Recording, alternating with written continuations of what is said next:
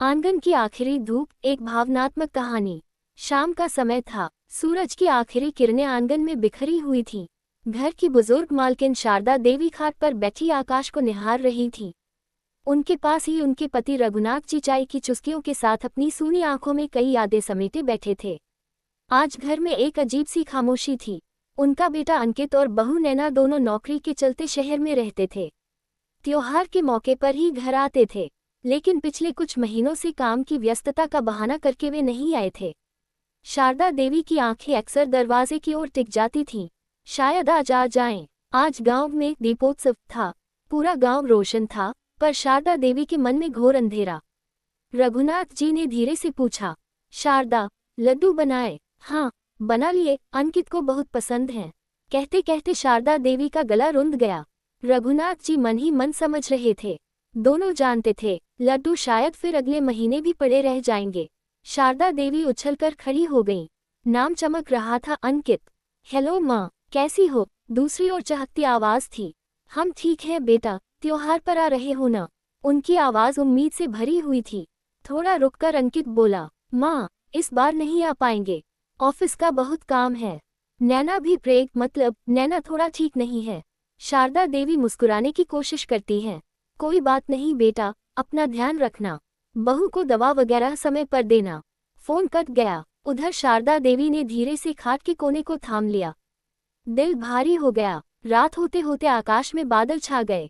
रघुनाथ जी ने table lamp के पास अखबार को मोड़ते हुए कहा, शारदा, कुछ तो है जो वो बताना नहीं चाहता।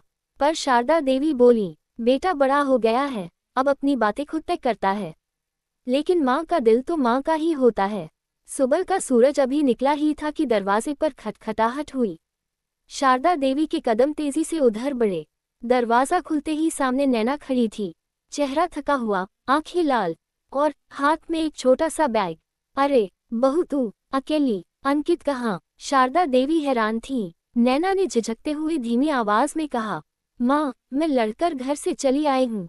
रघुनाथ जी भी बाहर आ गए। नैना फूट फूट कर रोने लगी। अंकित चाहता है कि मैं नौकरी करूं, लेकिन माँ, मैं माँ बनने वाली हूँ। मुझे डर लगता है, मैं काम और बच्चा दोनों संभाल नहीं पाऊंगी। पर वो समझ नहीं रहा था। शारदा देवी ने उसे सीने से लगा लिया। अरे पगली, बच्चे का आना स्थिति नहीं, आशीर्वाद होता है। रघुनाथ जी ने भी उसके सिर पर हाथ रखा। उनके चेहरे पर वर्षों बाद किसी की जरूरत होने का एहसास उभरा। शाम होते ही अंकित का फोन आया। आवाज कांप रही थी, माँ, नैना घर आए है क्या? हाँ बेटा, यहाँ है। शारदा देवी का स्वर सख्त था। माँ, मैं गलत था, उसे अकेला छोड़ दिया। आप उसे समझाए ना, मैं आ रहा हूँ। अगले दिन अंकित घर पहुँचा। उसने आते ही नैना के पैर पकड़ लिए। मुझे माफ कर दो, ऑफिस के दबाव में मैं इंसानियत ही भूल गया था। हम दोनों मिलकर बच्चे को पालेंगे। मैं बदल जाऊंगा, पक्का। नैना की आंखें पिघल गईं। रघुनाथ जी और शारदा देवी की आंखों में चमक लौट आई। कुछ दिनों बाद घर में हंसी खुशी का माहौल लौट आया। शारदा देवी नैना के लिए दही चीनी लाई। रघुनाथ जी ने अंकित से कहा, बेटा, घर सिर्फ दीवारों से नहीं बनता, रिश्तों से बनता है। नैना मुस्कुराई। अंकित ने अपने माता पिता के पैर छुए। घर का आंगन फिर धूप से भर गया। वही धूप जिसकी वर्षों से दोनों बुजुर्ग इंतजार कर रहे थे।